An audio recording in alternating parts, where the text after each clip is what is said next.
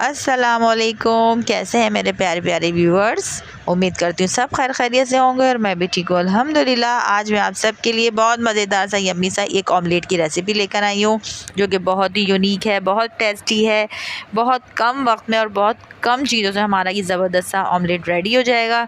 तो आइए चल के कुकिंग स्टार्ट करते हैं और बनाना सीखते हैं 2 अदद अंडों से और 1 अदद आलू के साथ हम मज़ेदार सा ऑमलेट। बिस्मिल्लाहिर्रहमानिर्रहीम। 1 अदद मैंने छोटी सी प्याज ले ली है, उसको मैंने बिल्कुल बारीक स्लाइस में कट कर लिया है। 2 से 3 टेबलस्पून मैंने तवे में ऑयल डाला है। उसके बाद मैंने इसमें प्याज ऐड कर दी और उसका हल्का सा हम इसको पिंक होने देंगे।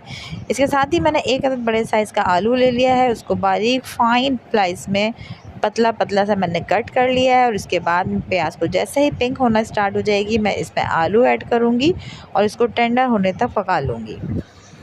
2 से 3 मिनट में ही हमारे आलू बहुत ज़बरदस्त तरीके से टेंडर हो चुके हैं, क्योंकि हमने बारीक स्लाइस में कट किया हुआ था। अब आप देख ही सकते हैं।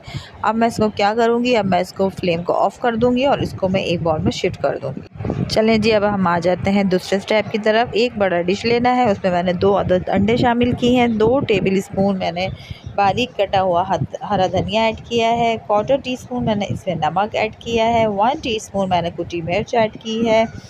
1 टीस्पून मैंने पिसी मिर्च ऐड की है। इसके अलावा मैंने जो रफली चॉप की थी बारीक कटी हुई मिर्च और मोटी कटी हुई मिर्च, वो भी ऐड कर देनी है। और इसको मैंने हैंड विक्स की मदद से बहुत ज़बरदस्त तरीके से बीट कर लेना है।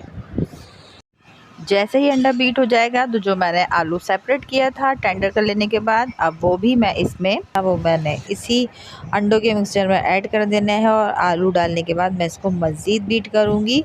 बहुत ज़्यादा चम्मच से मत कीजिएगा, वरना आलू गले हुए हैं, टूट भी सकते हैं।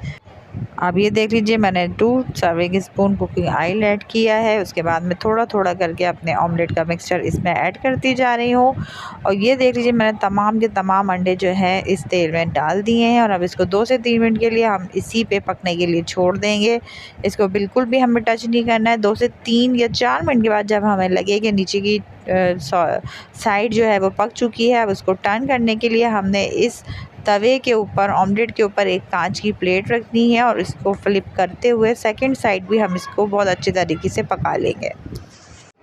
आप चाहें तो इसमें छोटा सा बारीक कट करके टमाटर भी ऐड कर सकते हैं। ग्रीन अनियन, स्प्रिंग अनियन, जो भी आपको पसंद हो आप शामिल कर सकते हैं।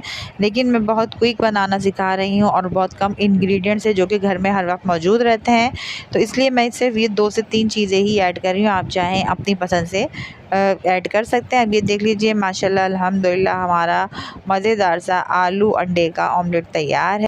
आप लोग ज़रूर ट्राई कीजिएगा, अपने बच्चों को नाश्ते में दें, स्कूल लंच बॉक्स में दें। मुझे उम्मीद है कि बच्चों को बहुत पसंद आएगा, ख़ास तौर पे उन बच्चों को जो कि पिज़्ज़ा बहुत शौक़ से खाते हैं। वो पिज़्ज़ा खाना छोड़ देंगे इस ऑमलेट के आगे। अगर आपको इस पॉइंट पे मेरी रेसिपी अच्छी लगी है तो काइंडली मेरे चैनल को सब्सक्राइब करें, वीडियो को लाइक करें, शेयर करें, कमेंट्स करें। मुझे अपना फ़ीडबैक ज़रूर दीजिएगा। मुझे दुआओं में याद रखिएगा। मिलती हूँ आपसे एक और ज़बरदस्त सी रेसिपी के साथ। जब तक के लिए अल्लाह हाफ़िज़।